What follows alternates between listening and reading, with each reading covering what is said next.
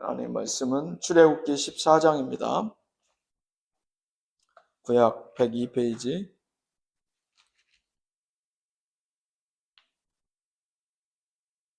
출애굽기 14장 1절로 31절까지 한 절씩 교독하겠습니다.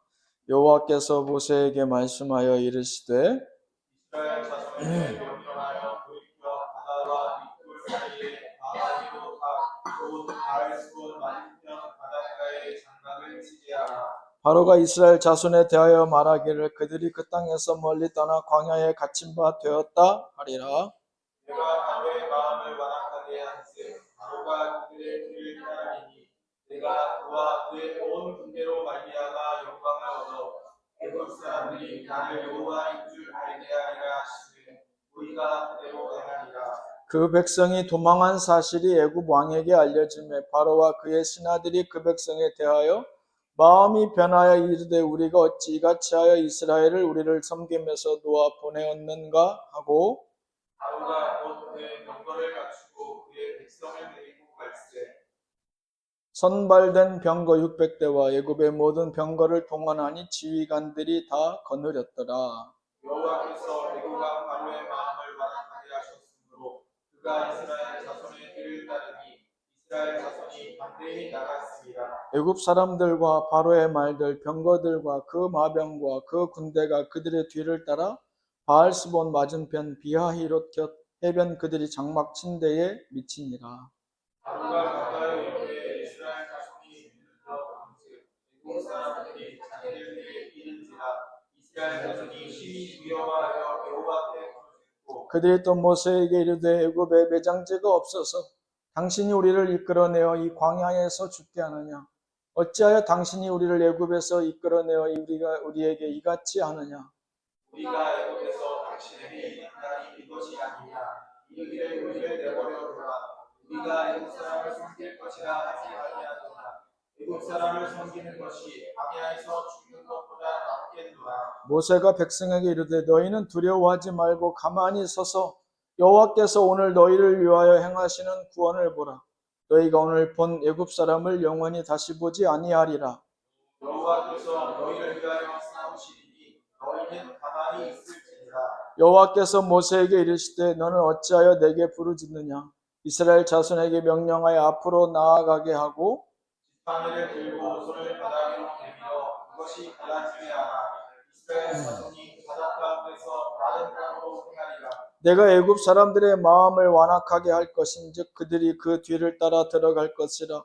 내가 바로와 그의 모든 군대와 그의 병거와 마병으로 말미암아 영광을 얻으리니 내가 바로와 그의 병거와 마병으로 말미암아 영광을 얻을 때에야 애굽 사람들이 나를 여호와인 줄 알리라 하시더니 이스라엘 진 앞에 가던 하나님의 사자가 그들의 뒤로 옮겨가매 구름 기둥도 앞에서 그 뒤로 옮겨 애굽 진과 이스라엘 진 사이에 이르러서니 저쪽에는 구름과 흑암이 있고 이쪽에는 밤이 밝거도 밤새도록 저쪽이 이쪽이 가까이 폭하였더라.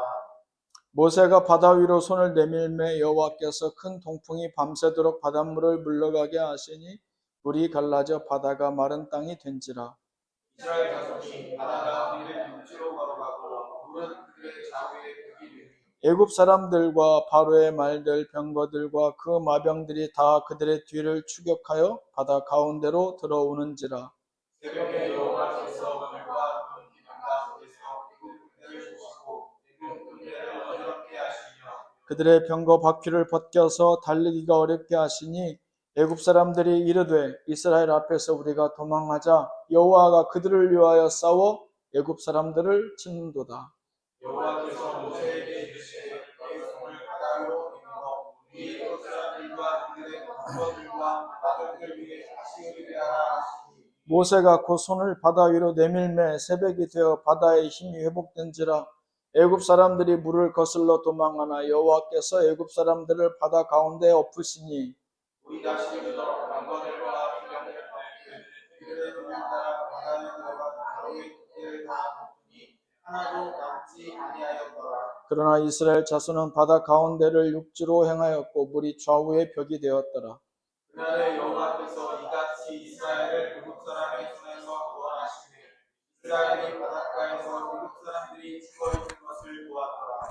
이스라엘이 여호와께서 애굽 사람들에게 행하신 그 큰 능력을 보았으므로 백성이 여호와를 경외하며 여호와와 그의 종 모세를 믿었더라.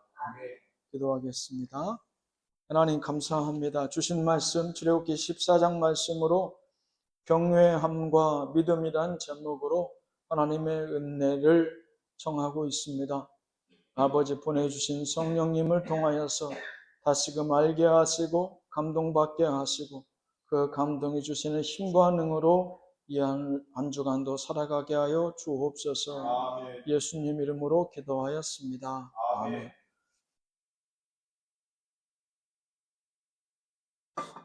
성동기 집사님이 기도 준비를 많이 했어요. 기도 내용 가운데 목사님 이름이 10번은 들어간 것 같아요. 근데 한 목사님을 위해서 기도해 주는 게 한 5번 정도 되면 너무 감사하죠. 근데 넘어가기 시작하면 제가 그때부터 찔려요. 내가 저만큼 그 기도를 받을 만한 그런 정도의 수준의 목사인가 라고 내 스스로를 돌아보게 합니다. 그러니까 성도들의 기도의 힘이 그런 거예요. 내가 누군가를 위해서 기도하면 기도하게 되면 먼저 하나님이 영광 받으시지만 그 다음엔 누가 변합니까?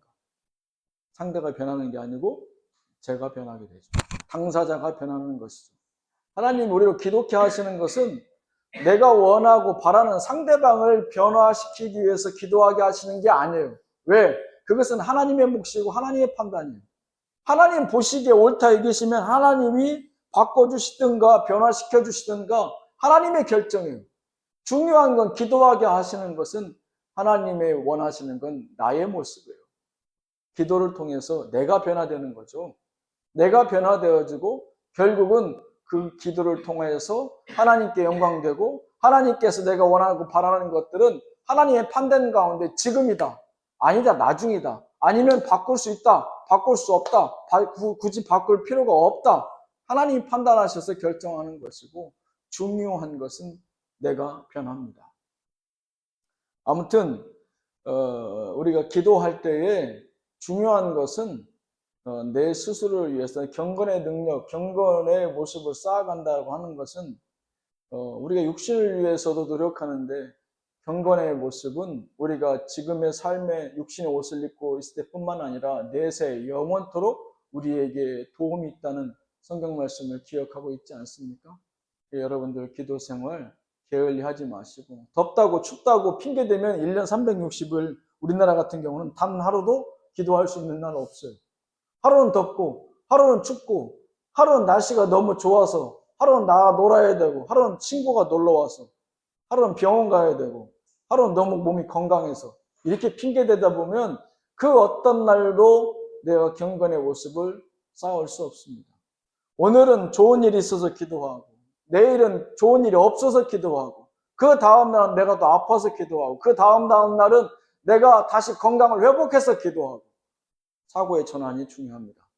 핑계대지 말고 지금에 살아가는 이생뿐만 아니라 영생의 유익이 있는 경건의 삶에 대해서 내 스스로를 쳐서 복종시켜서 냉정함으로 경건의 능력을 쌓아 나가시는 저와 여러분들 되시기를 축원합니다. 아멘. 제가 요즘 느끼는 거지만 저도 이제 60이 가까워지는데 그럼에도 불구하고 내가 우리 부모, 살아계신 어머니를 못 따라가는 부분이 한 가지 있어요. 어떤 부분이냐? 열정을 못 따라가요. 아유, 어머니가 80이 가까워오는데 목사님 어떻게? 아니요, 못 따라가요. 분명히 있어요. 예를 들자면 오늘 같은 거예요. 오늘 서미정 그 어머니께서 음식을 점심 식사를 준비해 오셨잖아요. 요즘 대부분은 편의 위주예요. 요즘은 내가 편한 것이 우선이에요. 귀찮고 힘들고 땀을 흘리고 추위 가운데에 발을 동동 구르는 일은 절대 하지 않죠. 갈수록 그렇죠. 그런데 우리 부모의 세대는 그렇지 않아요. 번거로워도 힘들어도 본인의 진심을 담습니다. 성의를 담아요. 그게 우리랑 달라요. 내 모습과. 그래서 제가 엄마를 볼 때마다 느끼는 거예요. 내가 못 따라가는 부분이 분명히 있어요. 근데 다시 한번 지난주에 말씀하셨잖아요. 이번 주에 점심 그 콩국 준비해 오신다고. 간단할 것 같지만 먹는 건 간단하죠. 근데 준비하는 건 모든 음식이 간단하지 않습니다. 그리고 지금 역대 102년 만에 더위라고 하는데 누가 이렇게 사서 고생을 하려고 그래요? 누구라도. 제가 가까운 사람이라면 저는 못하게 말렸을 거예요. 그냥 간단하게 먹자고. 근데 그런 열정들과 성의가 사실은 주변을 감동시키고 변화시키고 나아가서 신앙 가운데 하나님께 영광 올려드리는 것이죠. 믿음이라는 것도 하나님께서 바라시는 게 대단한 거예요? 하나님 앞에 나올 때 뭐 대단한 걸 요구하시는 거 않잖아요. 성의를 원하시잖아요. 우리 마음의 중심을 원하신다고 하는 그 중심이 성의예요. 진심 어린 성의. 네가 나를 그렇게 좋아해? 네가 나를 그렇게 원해? 그렇게 소망해? 하나님 원하시는 건 너의 중심, 그 성의예요. 근데 대부분 그 성의가 작심삼일로 끝나죠. 간절히 원하고 소망할 땐 소위 간이라도 빼줄 것처럼 하나님 앞에 달려나가지만 어느 정도 회갈이 진정되면 언제 또 그랬냐 한 듯이 화장실 갈 때하고 나올 때고 안면을 바꿔버리죠. 우리 신앙이 대부분 다 그래요. 그래서 저는 늘 강조하는 게 매일매일의 삶의 신앙에 충실해라. 이렇게 얘기합니다. 내일이 없다고 생각해라. 오늘 밤이 없다고 생각해라. 이런 말 예를 들어서 죄송합니다만 성동기 집사님은 근자에 그런 생각을 더 많이 하지 않았을까요? 본인이 큰 수술을 하고 또 수술을 앞에 두고 수술을 마친 후에 지금도 아직 장기침이 가시 않았지만 수없이 그런 생각이 들지 않을까요? 근데 사실은 수술을 하든지 안 하든지의 문제가 아니에요. 누구나 우리 다 생각하고 살아야 되는 하루하루입니다. 내일이 없다고 생각하고 신앙생활 하면 맞아요. 나에게 오늘 하루만 주어졌다. 어떻게 살 거예요? TV에 보면 그런 거 가끔 나오던데 내가 오늘 하루만 살 수 있다. 그러면 어떤 거, 나 가장 좋아하는 어떤 음식을 먹고 싶느냐? 뭐 이런 질문을 하던데 뭐 어떤 사람은 가장 좋아하는 사람과 만나서 뭐 저녁을 먹는다는 사람도 있고 자기가 가장 좋아하는 뭐 김치찌개를 먹는다는 사람도 있고 여러 사람들이 있던데 우리 신앙인들은 어떻게 됩니까? 기도해야 되겠죠. 내가 살아온 지난 삶에 대해서 아직 다 하나님 앞에 용서를 구하지 못한 것, 혹 나를 사랑해주고 내 옆에서 나와 함께 했었던 가족들과 이웃들 가운데 내가 다 고맙다고 표현하지 못한 것들, 그 정리하는 시간 필요하잖아요. 신앙도 오늘에 충실하십시오. 내일, 모레 없어요. 내일 기도하겠다, 모레 기도하겠다, 안 돼요. 내일이라도 내가 쓰러져서 정신을 잃어버리면 내가 이성적으로 주님 앞에 주님, 이 단 두 글자를 부르짖지 못할 수도 있어요. 안 됩니다. 그게 우리의 착각이에요. 마취하는 순간 내 육신이 있어도 사실 죽은 몸이잖아요. 할 수 있는 게 없잖아요. 아무것도 안 돼요. 또 무슨 어딘가 다쳐서 몸이 아프면 진통이 찾아오면 어떻게 돼요? 아무것도 할 수 있는 능력이 없잖아요. 여력이 없잖아요. 한 끼만 금식하라고 하면 배고파서 눈이 뒤집어지고 아무것도 뇌가 회전이 되질 않아요. 사고가 되질 않아요. 그게 인간이에요. 근데 내일 똑바로 믿겠다고요? 내가 여유가 나아지면 주님 앞에 나아가겠다고요? 내가 건강이 좋아지면 주님 앞에 나아가겠다고요? 여러분 스스로를 속이지 마세요. 그건 신앙이 아니에요. 그건 마귀의 속삭임이에요. 오늘 하루 내가 주님 앞에 나아가고 내 눈을 떠서 성경을 볼 수 있고 내 입을 열어서 주님 앞에 찬양할 수 있을 때 바로 그날 그 시간이 바로 내가 주님 앞에 나아갈 수 있는 시간이에요. 마귀는 우리에게 계속 핑계를 대요. 자녀 핑계를 대고 부모 핑계를 대고 건강 핑계를 대고 돈 핑계를 대고 내 삶의 상황들과 네 삶이 이런데 지금 그런 것까지 굳이 할 필요 있느냐? 이렇게 자꾸 마귀는 우리를 유혹하죠. 아니요. 그 순간이 바로 기도할 때예요. 그 순간이 무릎 꿇을 때예요. 여러분들 내일은 없어요. 오늘 하나님께서 나에게 주신 오늘 이 하루가 내 생애 가장 행복한 시간이고 가장 기도하기 적절한 시간이에요. 가장 주님 앞에 나와서 하나님을 만나고 그 말씀을 청종하기 좋은 시간입니다. 내일은 없어요. 모레도 없고요. 하나님 말씀의 제목이 경외함과 믿음인데, 경외함이라는 것은 말씀드렸던 것과 같이 두려워함과 공경함이 공존하는 감정이에요. 근데 이스라엘 백성들이 오늘 홍해 사건을 여러분이 잘 알고 있죠. 뒤에는 애굽의 군대가 쫓고 앞에는 홍해가 가로막고 있는데, 다행히도 하나님께서 애굽 군대와 이스라엘 백성들 중간에 구름기둥과 불기둥으로 그들을 일단 넘어서지 못하도록 가로막게 하시죠. 그리고 모세를 통해서 그 홍해 앞에 그 지팡이를 들어 홍해를 가르시고, 이스라엘 백성들이 다 그 강을 지나갈 때쯤 그 애국 군대가 쫓게 하시나, 결국 이스라엘 백성은 단 한 명도 죽거나 다치지 않고 홍해를 다 건너서 나오나 애굽의 군대는 그 가운데 다 수장당하게 됩니다. 그러고 나서 그 광경을 그대로 경험하고 목도한 이스라엘 백성들이 오늘 말씀 30절 31절에 보면 하나님을 경외하고 하나님의 종 모세와 하나님을 믿게 되었더라, 이렇게 성경은 말씀하고 있습니다. 때로는 하나님이 우리를 두렵게 해서 하나님을 믿게 하신다, 이 말이에요. 어떻게 내가 손 쓸 수 있는 상황이 아닌 그러한 상황 가운데서 하나님은 기적과 같이 그 상황을 역전시켜 주셔서 나로 그 두려움에도 이제는 그 두려움 변하여 경외함이, 그 경외함이 결국 믿음 가운데로 인도하시더라. 그래서 오늘 이 14장, 출애굽기 14장의 말씀을 통해서 그 경외함을 통해서 하나님을 믿게 하시는 그 반전의 네 장면 가운데 지난 시간까지 두 장면을 우리가 본 바 있습니다. 그 첫 번째로는 이스라엘을 대신해 싸우시는 하나님. 이스라엘 백성들이 칼을 들거나 방패를 들거나 그 어떤 무기를 들고 쫓아오는 바로의 애국 군대와 더불어서 싸우지 않았어요.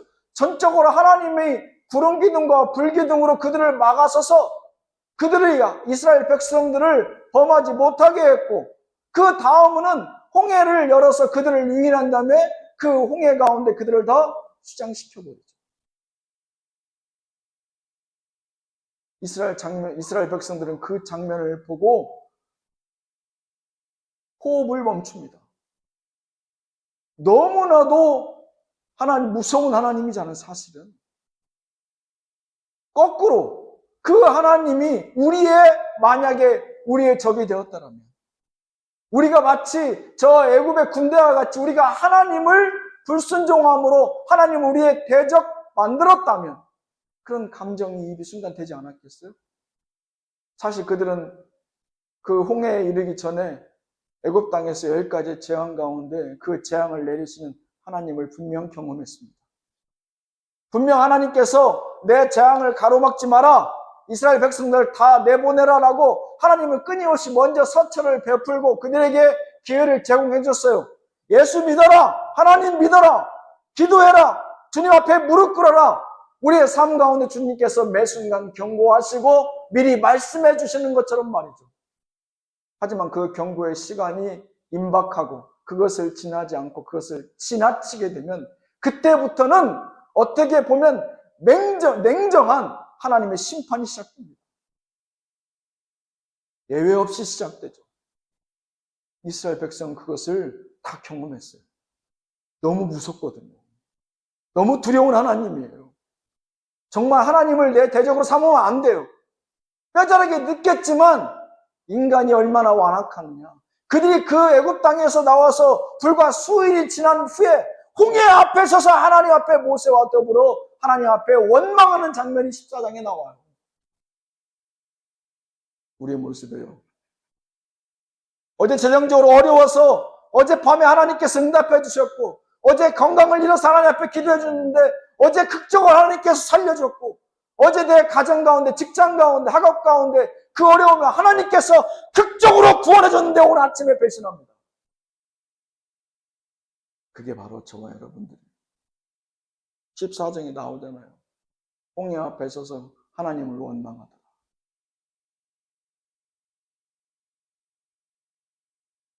최소한 양심이 있다면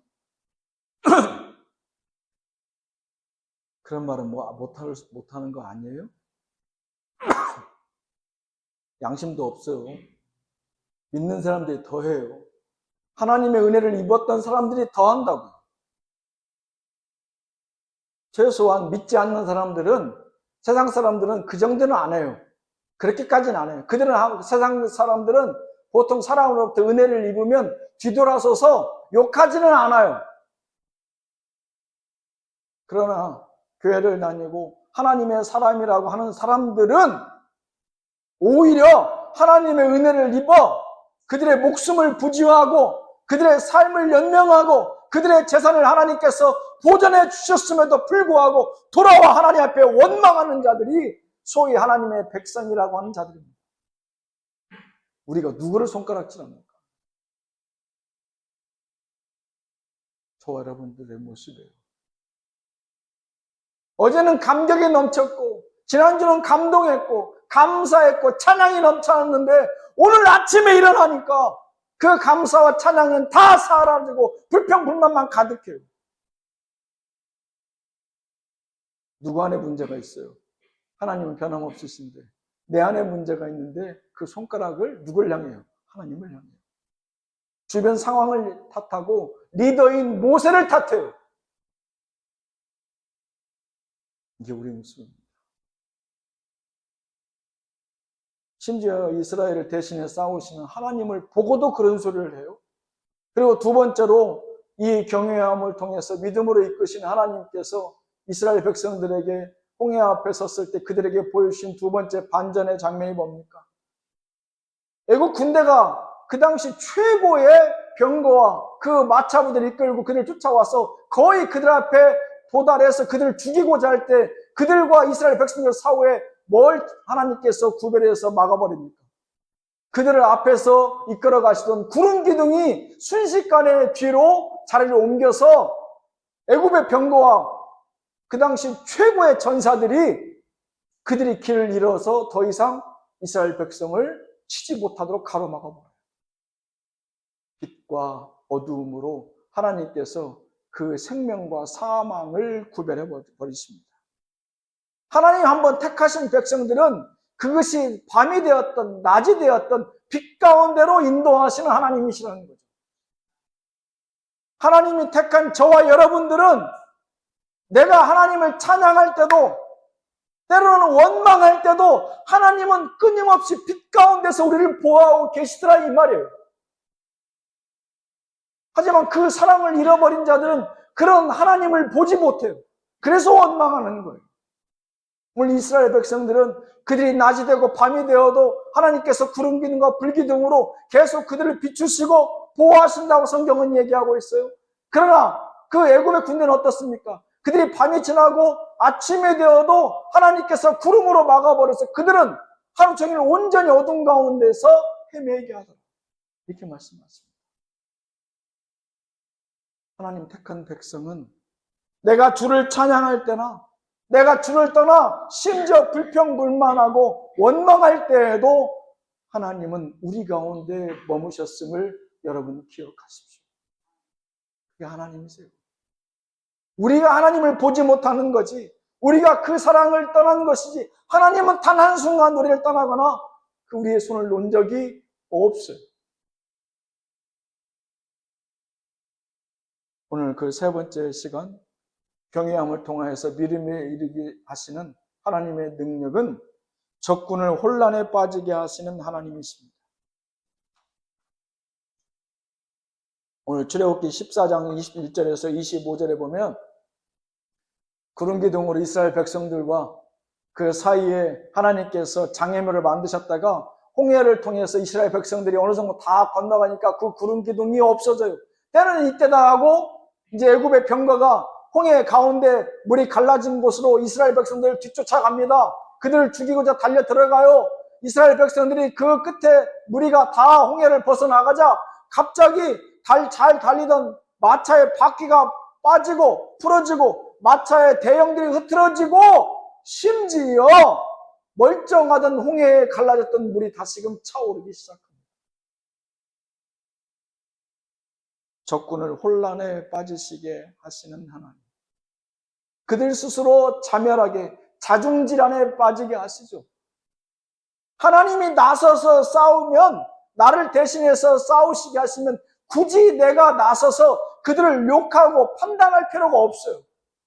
그래서 여러분들 누군가를 판단하지 말라는 거예요. 열내지 말라는 거예요. 화내지 말라는 거예요.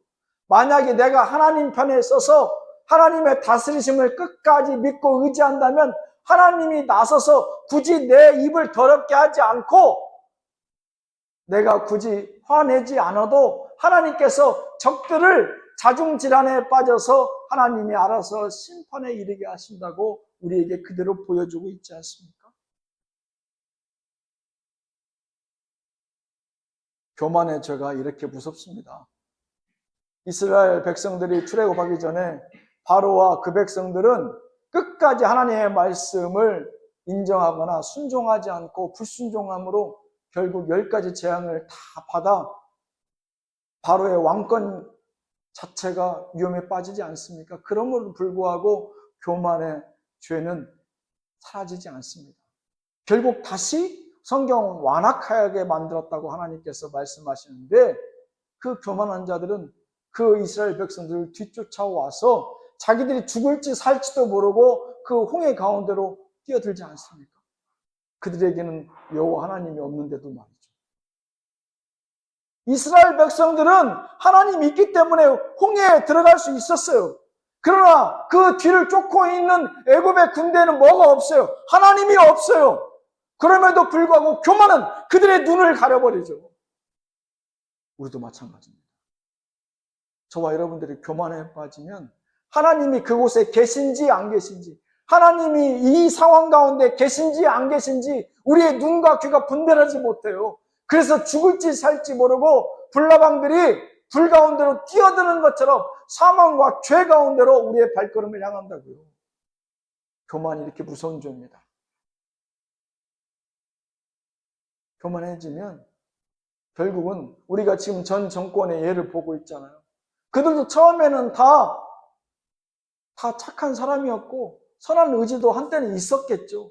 하지만 드러내는 그러한 지금의 모습들을 보면 어떻습니까?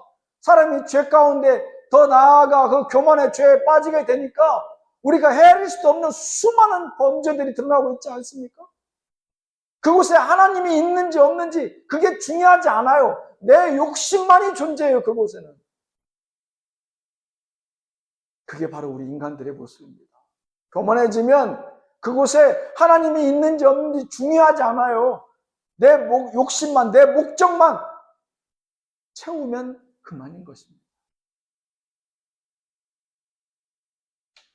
성경은 이와 같이 자중질환에 빠져서 그들 스스로 자멸했던 그 좋은 예를 사사기 7장에서 우리에게 보여줍니다. 여러분들 들어보셨을 거예요. 기드온의 300용사.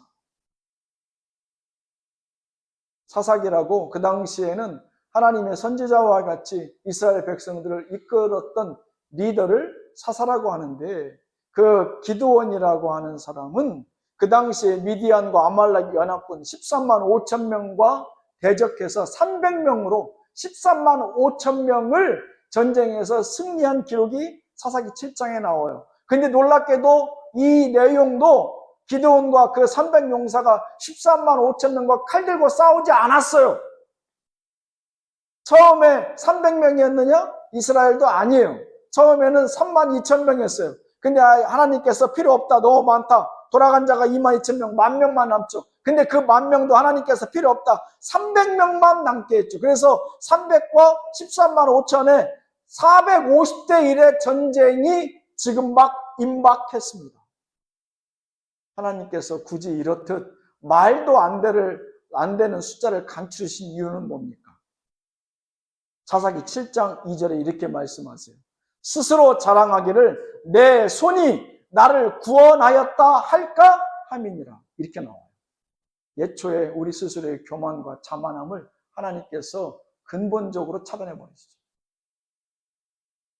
우리가 기도할 때 우리 앞에 놓여진 상황들 때로는 내가 생각하고 내가 배워온 지식과 지혜로는 감히 감당할 수 없는 일들이 많잖아요. 그렇게 하시는 이유는 뭐라고요? 하나님께서 내 스스로 내 손이 나를 구원하였다 할까 하면이라, 이것을 막기 위함이라는 거예요. 내가 한 것이 아니라 쉽게 얘기해서 하나님 밖에는 하실 수 없다, 이것을 인정케 하시기 위함이라는 거죠. 그들 앞에 주어진 것은 칼과 창과 활이 아니었어요. 기드온의 300용사에게 주어진 건 뭐였습니까? 나팔과 빈 항아리 속에 횃불이었어요. 그것이 전부였어요. 그래서 때가 되어서 나팔을 불고 항아리를 깨고 항아리 밖으로 횃불을 꺼내서 그들이 하나님의 이름과 기드온의 이름을 외치자 그들이 자중질환에 빠져서 다 서로가 서로를 죽이고 13만 5천 명이 대패하게 됩니다. 하나님이 왜 이런 모습을 보여주시는 걸까? 그들은 적군이었지만 내가 만약에 하나님을 등지고 나도 어느 순간에 하나님을 떠나게 된다면 우리도 그와 같은 꼴을 면할 수가 없습니다. 하나님을 적으로 삼아서는 안 돼요. 교만의 죄가 얼마나 무거운지 내 스스로를 돌아보고 끊임없이 회개로 자문하고 성령의 인도하심 가운데 철저히 회개해야 됩니다. 교만한 자는 뭐라고요? 하나님이 계신지 안 계신지 그건 중요치 않다. 오로지 내 욕심과 내 속의 목적 달성하는 것만이 그들의 유일한 목적이기 때문에 그렇습니다. 말씀을 정리하겠습니다. 하나님을 대적한 자들의 말로는 자멸뿐입니다. 교만의 영을 여러분들 가장 경계하고 두려워하십시오. 적군을 혼란에 빠지게 하셨던 하나님이 어느 순간 우리 또한 하나님 그 경고의 말씀을 무시하고 교만함으로 내 뜻만 계속해서 유지해 나간다면 우리도 어느 순간 그와 같은 하나님의 징계에 이를 수 있음을 두렵게 받으시기를 주님의 이름으로 축원합니다. 기도하겠습니다. 주여, 두려움이 변하여 하나님을 경외하게 하시고 결국 믿음으로 이르게 하시는 하나님의 은혜와 능력의 말씀을 오늘 출애굽기 14장 말씀을 통해서 또한 보게 하신 줄로 믿습니다. 아버지, 적군을 혼란에 빠지게 하셔서 그들로 자멸케 하시는 그 광경이 때로는 아버지 우리는 환호하였고 우리를 박수를 보냈지만 우리 또한 아버지 하나님을 등지고 교만에 빠진다면 그와 같이 될 수 있음을 두려움으로 받게 하여 주시옵소서. 늘 주의 말씀에 겸손케 하시고 주의 들려주시는 감동과 인도하심에 순종할 수 있는 연약해 보이나 가장 능력의 아버지 하나님 순종의 모습으로 오늘도 내일도 이 한 주간도 주 안에서 승리하게 하여 주옵소서. 예수님 이름으로 기도하였습니다. 아멘.